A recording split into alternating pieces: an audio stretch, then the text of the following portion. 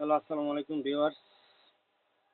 এই ফোনটার এই যে স্যামসাং এর গ্যালাক্সি A51, এটার হচ্ছে গিয়া ফোনটা ডিসপ্লে একবার প্রথম ক্লিয়ারই থাকে, পরে আস্তে আস্তে আবার এটা হচ্ছে গিয়া গ্রিন লাইন পরে আবার হচ্ছে কি এরকম ঘোলা হয়ে যায়, আবার ফুল স্ক্রিন আসে না, আর মাঝে মধ্যে আসে।